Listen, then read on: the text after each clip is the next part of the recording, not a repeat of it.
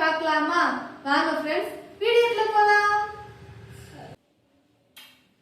Hi friends, இன்றைக்கி நான் காலையிலேருந்து என்னென்னலாம் பண்ணேன்னு பார்க்கலாமா? நான் வந்து காலைல எப்போயுமே எந்த உடனே சாதம் தான் வைப்பேன். நான் வந்து குக்கரில் வைக்க மாட்டேன், வடிக்க தான் செய்வேன். அதுக்கு டைம் ஆகும் அப்படின்னால நான் எப்போயுமே வந்துட்டு ஃபஸ்ட்டு சாதமே வச்சுருவேன்.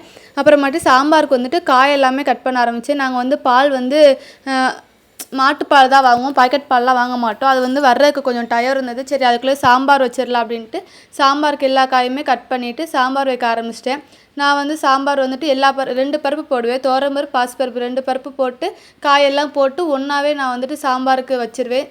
சில பேர் வந்து பருப்பு தனியாக காய் தனியாக வேக வைப்பாங்க. நான் அப்படி பண்ண மாட்டேன், ரெண்டையும் ஒன்றா பண்ணி சாம்பார் வச்சுட்டேன். சாம்பார் வச்சு விசில்லாம் விட்டக்கப்புறமாட்டி பால் வந்துடுச்சு.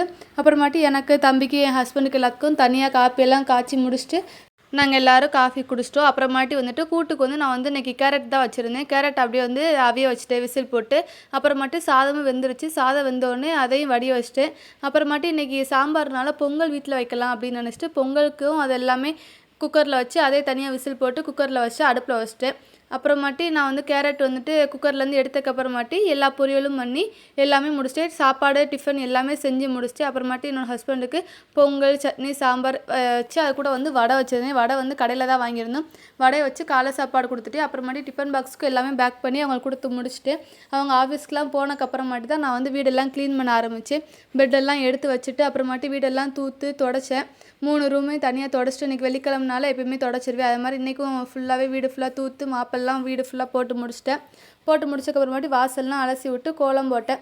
எப்பயுமே வாசல் அலசி விட்டு எப்பயுமே ஒரு குட்டியாக ஒரு கோலம் போட்டுருவேன். தெரியுதோ தெரியலையோ, குட்டியாக வாசலில் ஒரு கோலம் போட்டால் அது நல்லா தானே இருக்கும். அதனால் நான் எப்பயுமே வாசலில் கோலம்லாம் போட்டுருவேன். கோலம் போட்டு முடிச்சுட்டு தலைக்கு தான் குளிச்சுட்டு வந்தேன். குளிச்சுட்டு வந்ததுக்கப்புறமாட்டி குட்டியாக ஒரு மேக்கப் பண்ணி முடிச்சுட்டு அப்புறமாட்டி நேற்றே வந்து விளக்கெல்லாம் க்ளீன் பண்ணி வச்சிட்டேன். அதுக்கு வந்து இன்றைக்கி மஞ்சள் குங்குமம்லாம் வச்சு விளக்கு எப்பயும் போல் ஏற்றிட்டேன். நான் வந்து வெள்ளிக்கிழமைனாலே காலையிலேயே விளக்கெல்லாம் ஏற்றிடுவேன். விளக்கெல்லாம் ஏற்றி காலையிலே வந்து கோயில் போயிட்டு வந்துடுவேன். நைட்டு போகிறதுக்கு டயம் இருக்கா, சாப்பாடு செய்யணும், அதனால் நைட்டு போகிறதுக்கு டயம் இருக்காதனால காலையிலே வந்து விளக்கெல்லாம் ஏற்றி நான் எப்பயுமே சாமி கும்பிட்டு கோயிலுக்கும் போயிட்டு வந்துடுவேன். அவ்வளோதான் ஃப்ரெண்ட்ஸ் இந்த வீடியோ. உங்களுக்கு இந்த வீடியோ பிடிச்சிருந்துச்சின்னா லைக் பண்ணுங்கள், சப்ஸ்கிரைப் பண்ணுங்கள் ஃப்ரெண்ட்ஸ். நீங்கள் வெள்ளிக்கிழமை காலையிலே கோயில் போவீங்களா, விளக்கு எப்போ ஏற்றுவீங்கிறத கமெண்ட் பண்ணுங்கள் ஃப்ரெண்ட்ஸ். தேங்க்யூ.